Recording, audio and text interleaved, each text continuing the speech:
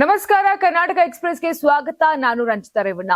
ರಾಜ್ಯ ರಾಜಕೀಯದಲ್ಲಿ ನಾಯಕತ್ವ ಬದಲಾವಣೆ ಕುರಿತಾದ ಚರ್ಚೆಗಳು ತಾರಕಕ್ಕೇರುವ ಹೊತ್ತಲ್ಲೇ ಮಹತ್ವದ ಬೆಳವಣಿಗೆಯೊಂದು ನಡೆದಿದೆ. ಮುಖ್ಯಮಂತ್ರಿ ಸಿದ್ದರಾಮಯ್ಯ ಅವರ ಆಪ್ತ ಬಳಗದ ಶಾಸಕರ ದಂಡು ನಾಳೆ ವಿದೇಶ ಪ್ರವಾಸಕ್ಕೆ ಹೋಗಲು ಸಜ್ಜಾಗಿದ್ದು ರಾಜಕೀಯ ವಲಯದಲ್ಲಿ ತೀವ್ರ ಕುತೂಹಲವನ್ನ ಮೂಡಿಸಿದೆ. ಸಿಎಂ ಆಪ್ತ ಬಳಗದ ಸುಮಾರು 25 ಶಾಸಕರು ವಿದೇಶ ಪ್ರವಾಸ ಮಾಡಲಿದ್ದಾರೆ ಎಂಬ ಮಾಹಿತಿ ಕೂಡ ಲಭ್ಯವಾಗಿದೆ. ಈಗಾಗಲೇ ಹೈಕಮಾಂಡ್ ಹೇಳಿಕೆಗೂ ಡೋಂಟ್ ಕೇರ್ ಎಂದಿರೋ ಕೆಲ ಸಚಿವರು, ಶಾಸಕರು ನಾಳೆ ರಾತ್ರಿ 8 ಗಂಟೆಗೆ ವಿಮಾನದ ಮೂಲಕ ಆಸ್ಟ್ರೇಲಿಯಾ, ನ್ಯೂಜಿಲೆಂಡ್ ಪ್ರವಾಸ ಮಾಡಲು ತೀರ್ಮಾನಿಸಿದ್ದಾರೆ. ಯಶವಂತರಾಯಗೌಡ ಪಾಟೀಲ್, ಅನಿಲ್ ಚಿಕ್ಕಮಾದು, ಜೆಟಿ ಪಾಟೀಲ್, ಅಲ್ಲಮ ಪ್ರಭು ಪಾಟೀಲ್, ಬಸನಗೌಡ ದದ್ದಲ್, ಎಆರ್ ಕೃಷ್ಣಮೂರ್ತಿ, ಬಸನಗೌಡ ತುರುವಿಹಾಳ್, ಬಿಬಿ ಚಿಮ್ಮನಕಟ್ಟಿ, ಬಿಆರ್ ಪಾಟೀಲ್, ರಘುಮೂರ್ತಿ ಹಾಗೂ ವಿಧಾನ ಪರಿಷತ್ ಸದಸ್ಯ ಶಿವಕುಮಾರ್ ಸೇರಿ ಹಲವರು ನಾಳೆ ವಿದೇಶಿ ಪ್ರವಾಸಕ್ಕೆ ತೆರಳಲು ಸಜ್ಜಾಗಿದ್ದಾರೆ. ಚಿಕ್ಕಬಳ್ಳಾಪುರ ಜಿಲ್ಲೆಯ ಬಾಗೇಪಲ್ಲಿ ಕ್ಷೇತ್ರದ ಕಾಂಗ್ರೆಸ್ ಶಾಸಕ ಎಸ್ಎನ್ ಸುಬ್ಬಾರೆಡ್ಡಿಗೆ ಕೋರ್ಟ್ ಬಿಗ್ ಶಾಕ್ ಕೊಟ್ಟಿದೆ. ಕಾಂಗ್ರೆಸ್ ಶಾಸಕ ಸುಬ್ಬಾರೆಡ್ಡಿ ಆಯ್ಕೆಯೇ ಅಸಿಂಧು ಎಂದು ಹೈಕೋರ್ಟ್ ಏಕಸದಸ್ಯ ಪೀಠ ಆದೇಶ ಹೊರಡಿಸಿದೆ. ಪರಾಜಿತ ಬಿಜೆಪಿ ಅಭ್ಯರ್ಥಿ ಸಿ ಮುನಿರಾಜು ಅವರು ಸಲ್ಲಿಸಿದ ತಕರಾರು ಅರ್ಜಿ ವಿಚಾರಣೆ ನಡೆಸಿ ಆದೇಶ ಕಾಯ್ದಿರಿಸಿದ್ದ ಹೈಕೋರ್ಟ್ ಇಂದು ತೀರ್ಪು ಪ್ರಕಟಿಸಿದೆ. ನ್ಯಾಯಮೂರ್ತಿ ಎಂಜಿಎಸ್ ಕಮಲ್ ಅವರಿದ್ದ ಪೀಠದಿಂದ ತೀರ್ಪು ಪ್ರಕಟಿಸಲಾಗಿದೆ. ಎಸ್ಎನ್ ಸುಬ್ಬಾರೆಡ್ಡಿ ಆಯ್ಕೆ ಬಗ್ಗೆ ಬಿಜೆಪಿ ಪರಾಜಿತ ಅಭ್ಯರ್ಥಿ ಸಿ ಮುನಿರಾಜು ಅವರು ಸುಬ್ಬಾರೆಡ್ಡಿ ಚುನಾವಣಾ ಅಕ್ರಮ ಎಸಗಿದ್ದಾರೆ ಎಂದು ಹೈಕೋರ್ಟ್ಗೆ ಅರ್ಜಿ ಸಲ್ಲಿಸಿದ್ದರು. ಈ ಬಗ್ಗೆ ವಿಚಾರಣೆ ನಡೆಸಿದ್ದ ಕೋರ್ಟ್ ಆದೇಶ ಕಾಯ್ದಿರಿಸಿತ್ತು. ಇದೀಗ ತೀರ್ಪು ಪ್ರಕಟವಾಗಿದೆ. ಇನ್ನು ಪರಾಜಿತ ಬಿಜೆಪಿ ಅಭ್ಯರ್ಥಿ ಸಿ ಮುನಿರಾಜು ಅವರು ತಮ್ಮನ್ನು ವಿಜಯಿ ಅಭ್ಯರ್ಥಿ ಎಂದು ಘೋಷಿಸಲು ಕೋರ್ಟ್ಗೆ ಮನವಿ ಮಾಡಿದ್ರು. ಹಾಗೂ ಸುಬ್ಬಾರೆಡ್ಡಿ ಪರ ವಕೀಲರು 1 ತಿಂಗಳ ಕಾಲ ಆದೇಶವನ್ನು ಅಮಾನತಿನಲ್ಲಿಡಿ ಅಂತ ಮನವಿಯನ್ನ ಮಾಡಿದ್ರು. ಆದರೆ ಇವರಿಬ್ಬರ ಮನವಿಗೆ ಕೋರ್ಟ್ ಸಮ್ಮತಿ ಕೊಟ್ಟಿಲ್ಲ. ಬಾಗೇಪಲ್ಲಿ ವಿಧಾನಸಭಾ ಕ್ಷೇತ್ರಕ್ಕೆ 2023 ಮೇ 10ರಂದು ನಡೆದ ಚುನಾವಣೆ ವೇಳೆ ಸಲ್ಲಿಸಿದ ನಾಮಪತ್ರದಲ್ಲಿ ಆಸ್ತಿ ವಿವರಗಳನ್ನ ಮುಚ್ಚಿಟ್ಟಿದ್ದರು ಮತ್ತು ತೆರಿಗೆ ಪಾವತಿ ಬಾಕಿ ಕುರಿತು ಮಾಹಿತಿ ನೀಡದೆ ಚುನಾವಣಾ ಅಕ್ರಮ ಎಸಗಿದ್ದಾರೆ ಎಂದು ಸಿ ಮುನಿರಾಜು ಆರೋಪ ಮಾಡಿದರು. ಕೋಮುವಾದದ ಕಾರಣ ಕರಾವಳಿಯಲ್ಲಿ ಐಟಿ-ಬಿಟಿ ಕಂಪನಿಗಳು ಬಂಡವಾಳ ಹಾಕಲು ಎದುರುತ್ತಿವೆ ಎಂಬ ಪ್ರಿಯಾಂಕ್ ಖರ್ಗೆ ಅವರ ಅಭಿಪ್ರಾಯವನ್ನು ದಕ್ಷಿಣ ಕನ್ನಡ ಜಿಲ್ಲೆಯ ಜಿಲ್ಲಾ ಉಸ್ತುವಾರಿ ಸಚಿವ ದಿನೇಶ್ ಗುಂಡೂರಾವ್ ಸಮರ್ಥಿಸಿಕೊಂಡಿದ್ದಾರೆ. ಕೋಮು ಸೌಹಾರ್ದತೆ ಕಾಪಾಡುವ ಉದ್ದೇಶದಿಂದ ರಾಜ್ಯ ಸರ್ಕಾರದ ಹಲವು ಕ್ರಮಗಳ ನಂತರ ಪರಿಸ್ಥಿತಿ ಸುಧಾರಿಸಿದೆ. ಪ್ರಿಯಾಂಕ್ ಖರ್ಗೆ ಅವರು ಹೇಳಿದ್ದು ಸರಿ ಇದೆ. ಪರಿಸ್ಥಿತಿ ಸುಧಾರಿಸಿದ್ರೆ ದಕ್ಷಿಣ ಕನ್ನಡ ಜಿಲ್ಲೆಗೆ ಹೆಚ್ಚು ಜನ ಬರುತ್ತಾರೆ. ನಮ್ಮ ಸರ್ಕಾರ ಕಾನೂನು ಸುವ್ಯವಸ್ಥೆ ಕಾಪಾಡುತ್ತಿದೆ. ಯಾರ ಪರವಾಗಿಯೂ ಇಲ್ಲ, ಯಾರ ವಿರುದ್ಧವೂ ಇಲ್ಲ. ಯಾರೇ ಕಾನೂನು ಉಲ್ಲಂಘಿಸಿದರೂ ಕ್ರಮ ಜರುಗಿಸಲಾಗುವುದು. ಹೀಗಾಗಿ ಹಲವು ಸುಧಾರಣೆಗಳು ಆಗಿವೆ. ಮಂಗಳೂರಿನಲ್ಲಿ ಹೂಡಿಕೆಗಳನ್ನು ಆಕರ್ಷಿಸಲು ಸಾಕಷ್ಟು ಅವಕಾಶಗಳಿವೆ. ಆದರೆ ಕೋಮು ವಾತಾವರಣದಿಂದ ಈ ಪ್ರದೇಶವು ಹಿಂದುಳಿದಿದೆ. ಈ ಬಗ್ಗೆ ಜನರಲ್ಲಿ ಅರಿವು ಮೂಡಿಸುತ್ತಿದ್ದೇವೆ. ಕೆಲವು ಸಂಘಟನೆಗಳು ದ್ವೇಷ ಭಾಷಣಗಳ ಮೂಲಕ ವಾತಾವರಣವನ್ನ ಹಾಳು ಮಾಡುತ್ತಿವೆ ಎಂದು ದಿನೇಶ್ ಗುಂಡೂರಾವ್ ಹೇಳಿದರು. ಕಾಂಗ್ರೆಸ್ ನಾಯಕತ್ವ ಅಸಹಾಯಕವಲ್ಲ, ಸಮಯ ಸಂದರ್ಭ ಬಂದಾಗ ಸೂಕ್ತ ತೀರ್ಮಾನ ಕೈಗೊಳ್ಳುತ್ತದೆ ಅಂತ ವಿಧಾನ ಪರಿಷತ್ ಸದಸ್ಯ ಹಾಗೂ ಹಿರಿಯ ಕಾಂಗ್ರೆಸ್ ನಾಯಕ ಬಿಕೆ ಹರಿಪ್ರಸಾದ್ ಹೇಳಿದರು. ಡಿಕೆ ಶಿವಕುಮಾರ್ ಅವರು ಕಾಂಗ್ರೆಸ್ ಪಕ್ಷದ ಅಧ್ಯಕ್ಷರು. ಅವರನ್ನು ಬಂಡೆ ಅನ್ನುವುದಕ್ಕಿಂತ ಇಂಜಿನ್ ಅನ್ನಬೇಕು. ರೈಲು ಹತ್ತಿರ ಬಂದಾಗ ಜೋರಾಗಿ ಕೂಗುತ್ತೆ, ಅದೇ ರೀತಿಯಲ್ಲಿ ಶಿವಕುಮಾರ್ ಬಂದಾಗ ದೊಡ್ಡ ಆರ್ಭಟ ಆಗುತ್ತದೆ. ನಾಯಕತ್ವ ಬದಲಾವಣೆ ವಿಚಾರವನ್ನು ಕಾಂಗ್ರೆಸ್ ಪಕ್ಷದ ಅಧ್ಯಕ್ಷರಾದ ಮಲ್ಲಿಕಾರ್ಜುನ ಖರ್ಗೆ ಅವರು ತೀರ್ಮಾನಿಸಬೇಕು. ಯಾವುದೇ ವಾಹನ 2 ಟ್ರಕ್ಗಳಲ್ಲಿ ಹೋಗೋಕೆ ಆಗೋದಿಲ್ಲ. ಸಿದ್ದರಾಮಯ್ಯ, ಡಿಕೆಶಿ 2 ಇಂಜಿನ್ಗಳೇ ಆಗಿವೆ. ಸರ್ಕಾರದಲ್ಲಿ ಸಿದ್ದರಾಮಯ್ಯ ಮುಂದಿರುತ್ತಾರೆ, ಪಕ್ಷದ ಅಧ್ಯಕ್ಷರು ಹಿಂದಿರುತ್ತಾರೆ. ಪಕ್ಷ ಅಂತ ಬಂದಾಗ ಡಿಕೆ ಶಿವಕುಮಾರ್ ಮುಂದಿರುತ್ತಾರೆ. ನಾಯಕತ್ವ ಗೊಂದಲವನ್ನು ಹೈಕಮಾಂಡ್ ಸರಿಪಡಿಸುತ್ತದೆ. ಸೋನಿಯಾ ಗಾಂಧಿ, ಮಲ್ಲಿಕಾರ್ಜುನ ಖರ್ಗೆ ಹಾಗೂ ರಾಹುಲ್ ಗಾಂಧಿಗೆ ಎಲ್ಲಾ ವಿಚಾರಗಳು ಗೊತ್ತಿದೆ. ಹಾಗಾಗಿ ಹೈಕಮಾಂಡ್ ನಾಯಕರು ಅಸಹಾಯಕರಲ್ಲ. ಅಸಹಾಯಕತೆ ಎಂಬುದು ಹೈಕಮಾಂಡ್ಗೆ ಇಲ್ಲ. ಅಧ್ಯಕ್ಷರು ಈಗ ಕಿವಿ ಮಾತು ಹೇಳಿದ್ದಾರೆ. ಸಮಯ ಬಂದಾಗ ಅವರು ಈ ಬಗ್ಗೆ ತೀರ್ಮಾನವನ್ನ ತೆಗೆದುಕೊಳ್ತಾರೆ ಅಂತ ಬಿಕೆ ಹರಿಪ್ರಸಾದ್ ಹೇಳಿದ್ರು.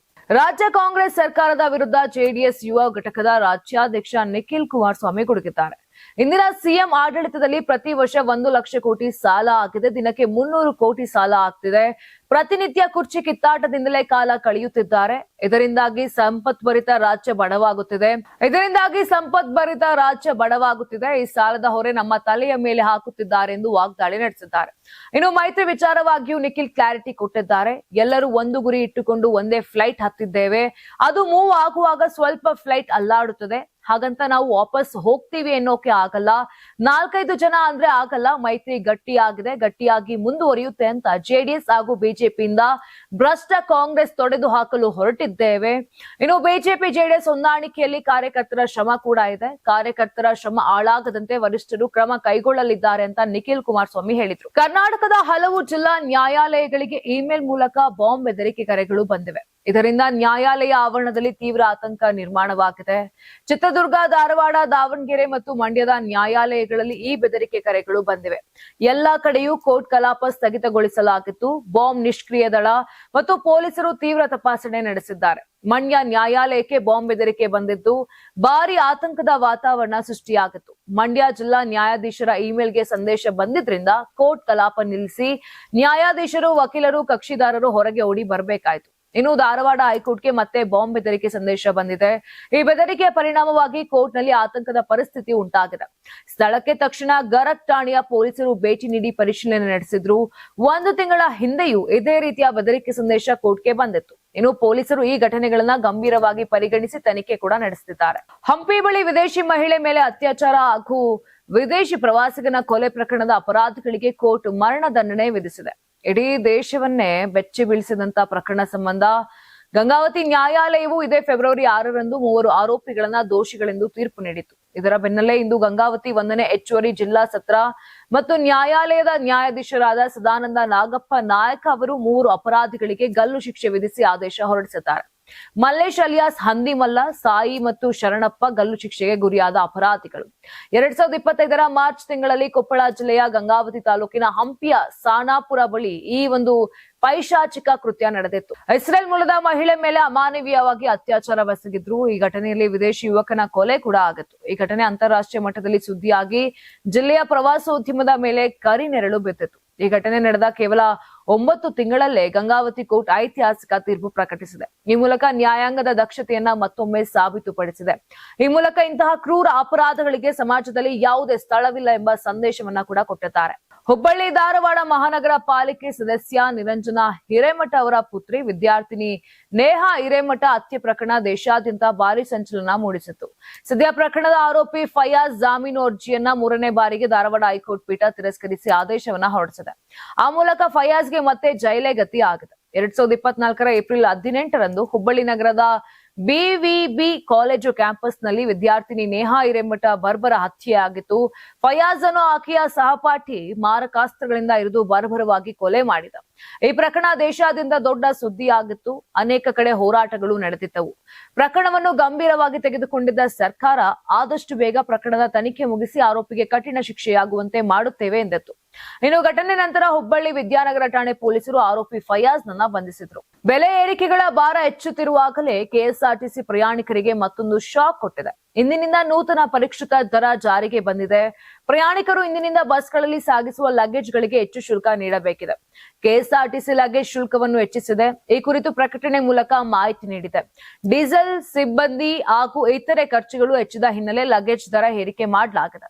ಈ ಮೊದಲು 2021ರಲ್ಲಿ ಲಗೇಜ್ ದರ ಏರಿಕೆಯಾಗಿತ್ತು. ಬಳಿಕ ಲಗೇಜ್ ದರ ಏರಿಕೆಯಾಗಿರಲಿಲ್ಲ. ಹೀಗಾಗಿ ಈ ಬಾರಿ ಲಗೇಜ್ ದರ ಹೆಚ್ಚಳ ಮಾಡಲಾಗಿದೆ ಅಂತ ಕೆಎಸ್ಆರ್ಟಿಸಿ ಎಂಡಿ ಅಕ್ರಮ್ ಪಾಷಾ ಆದೇಶದಲ್ಲಿ ತಿಳಿಸಿದ್ದಾರೆ. 2025ರ ಜನವರಿಯಲ್ಲಿ ಬಸ್ ಪ್ರಯಾಣ ದರ ಏರಿಕೆ ಮಾಡಲಾಗಿತ್ತು. ಆದರೆ ಲಗೇಜ್ ಶುಲ್ಕವನ್ನು ಪರಿಷ್ಕರಿಸಲಾಗಿರಲಿಲ್ಲ. ಕೊನೆಯದಾಗಿ ಲಗೇಜ್ ಶುಲ್ಕವನ್ನು 2021ರ ಡಿಸೆಂಬರ್ನಲ್ಲಿ ಪರಿಷ್ಕರಿಸಲಾಗಿತ್ತು. ಈ ಹಿನ್ನೆಲೆ ಇದೀಗ ಲಗೇಜ್ ದರಗಳನ್ನು ಹೆಚ್ಚಿಸಲಾಗಿದೆ ಅಂತ ಕೆಎಸ್ಆರ್ಟಿಸಿ ಸ್ಪಷ್ಟಪಡಿಸಿದೆ. 30 ಕೆಜಿಯವರೆಗೆ ಉಚಿತವಾಗಿ ಲಗೇಜ್ ಸಾಗಿಸಲು ಅವಕಾಶ ಇದೆ. ಹೊಸ ನಿಯಮದ ಪ್ರಕಾರ ಈ ಮಿತಿಗಿಂತ ಹೆಚ್ಚಿನ ಲಗೇಜ್ಗೆ ಪ್ರತಿ ಕೆಜಿಗೆ 6 ರೂಪಾಯಿಯಿಂದ 145 ರೂಪಾಯಿವರೆಗೆ ಶುಲ್ಕ ವಿಧಿಸಲಾಗುತ್ತದೆ. ಹಿಂದಿನ ದರಗಳಿಗೆ ಹೋಲಿಸಿದ್ರೆ ಈ ಬಾರಿ ಸುಮಾರು 15% ದರ ಏರಿಕೆ ಮಾಡಲಾಗಿದೆ ಅಂತ ಕೆಎಸ್ಆರ್ಟಿಸಿ ತಿಳಿಸಿದೆ.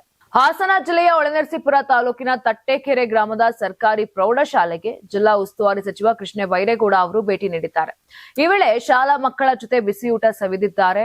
ಇನ್ನು ಚನ್ನಪಟ್ಟಣ ತಾಲೂಕು ಆಸ್ಪತ್ರೆ ಹಾಗೂ ತಾಲೂಕು ಕಚೇರಿಗೆ ದಿಢೀರ್ ಭೇಟಿ ನೀಡಿ ಪರಿಶೀಲನೆ ನಡೆಸಿದ್ರು. ಆಸ್ಪತ್ರೆಗೆ ಬಂದಿದ್ದ ರೋಗಿಗಳನ್ನು ವಿಚಾರಿಸಿದ್ರು. ದಿನಾಂಕ ಮೀರಿದ ಔಷಧಿಗಳನ್ನು ಪೂರೈಕೆ ಆಗುವುದನ್ನು ತಡೆಯಲು ಯಾವ ಕ್ರಮ ತೆಗೆದುಕೊಂಡಿದ್ದೀರಿ?